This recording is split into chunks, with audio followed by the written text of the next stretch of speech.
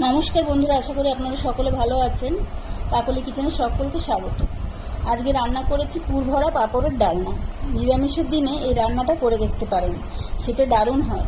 তাহলে চলুন কিভাবে রান্না করেছি দেখা যাক। এখানে আমি আলু সেদ্ধ করে নিয়েছি আর নিয়েছি কিছুটা ছানা। আর এখানে আমি একটা মশলা করে নেবো, নিয়েছি একটা টমেটো, আদা আর কাঁচা লঙ্কা। আমি একটা থালায় জল নিয়ে নিয়েছি। এখন আমি পাঁপড়গুলো একটু ভিজিয়ে নেবো। এপিট করে তুলে নিতে হবে। এপিট করে জলটা ঝরিয়ে আমি তুলে নিচ্ছি।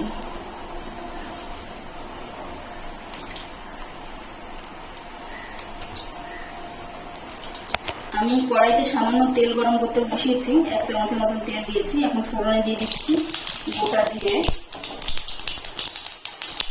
আর দিয়ে দিচ্ছি একটু আদা কষে রেখেছি, দিচ্ছি একটা কাঁচা লঙ্কা কুচি দিয়ে একটু নেড়ে নিয়েছি। এখন সিদ্ধ করে রাখা আলুটা দিয়ে দিচ্ছি।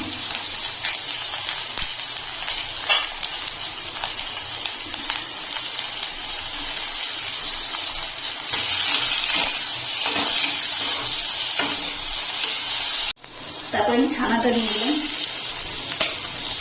দিচ্ছি পরিমাণ মতন লবণ আর দিচ্ছি হলুদ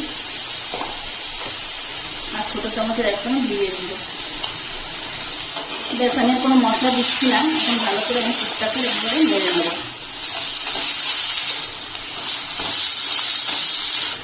টুকটা আমার রেডি হয়ে গেছে, এখন আমি নামিয়ে নিচ্ছি।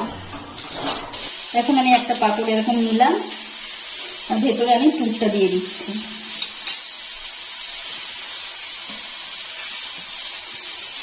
পুর দিয়ে এরকম ভাজ করে নেব।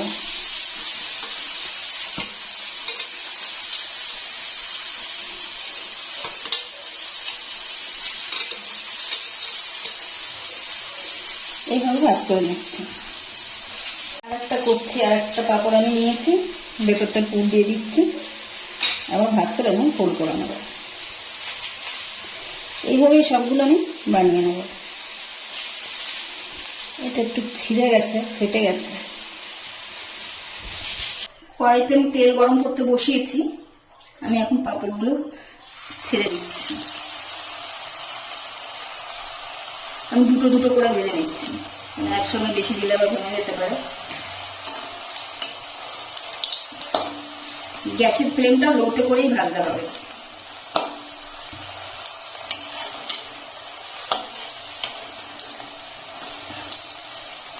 এখন হালকা লাল করে ভেজে নেব।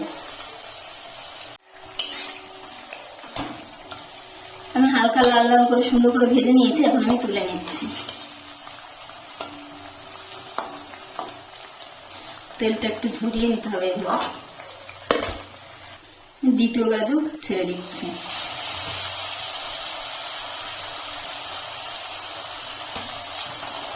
আমি একইভাবে লাল করে ভেজে নেব। ওই পাঁপড় ভাজার তেলের মধ্যে আমি ফোড়ন দিয়ে দিচ্ছি। ফোড়নে দিচ্ছি আমি জিরে, তেজপাতা আর গোটা গরম মশলা।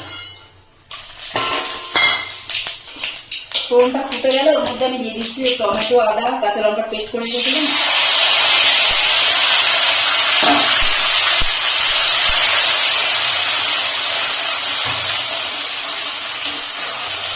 এর মধ্যে আমি মশলা দিয়ে দিচ্ছি। এখন দিচ্ছি আমি প্রথমে হলুদের গুঁড়ো,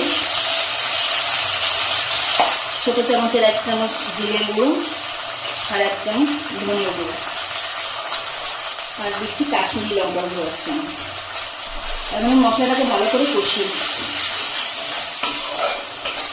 ভালো করে কষিয়ে নিয়েছি। এখন আমি এর মধ্যে দিয়ে দিচ্ছি আলু। আমি একটা সিদ্ধ করা আলু রেখে দিয়েছিলাম, ওটাকেই আমি দিয়ে দিচ্ছি। আলুটা দিয়ে ভালো করে কষে নেব। আমি ভালো করে কষিয়ে নিয়েছি। আমি এর মধ্যে দিয়েছি সামান্য 2-4 দানা চিনি। আপনারা চিনি পছন্দ না করলে চিনিটাকে বাদ দিয়ে দিতে পারেন। মশলাটা ভালো করে কষানো হয়ে গেছে। মশলা থেকে তেল ছাড়তে আরম্ভ করে দিয়েছি। এখন আমি এর ভিতরে দিয়ে দিচ্ছি জল, উষ্ণ গরম জলটা হালকা গরম করে নেব।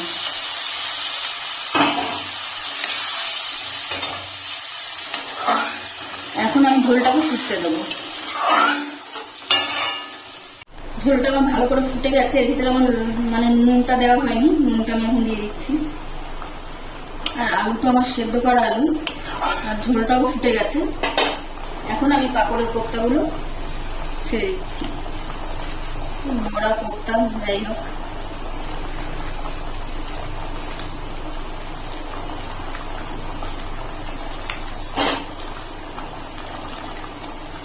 দিয়ে আমি খুব বেশি জাল করবো না, 3-4 মিনিট জাল করবো, কারণ ঝোলটা এমনিই পাঁপড়ে টেনে নেবে, ঘন হয়ে যাবে। 2-3 মিনিট জাল করে দেখাচ্ছি।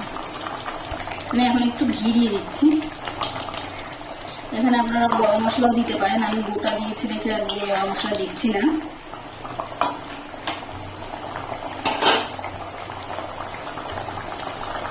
আমি এখন উপরে একটু ধনেপাতা দিয়ে নামিয়ে নিচ্ছি। ঝোলটা এমনি ঠান্ডা হয়ে গেলে অনেকটা ঘন হয়ে যাবে, ঝোল করেই আমি নামিয়ে নিচ্ছি।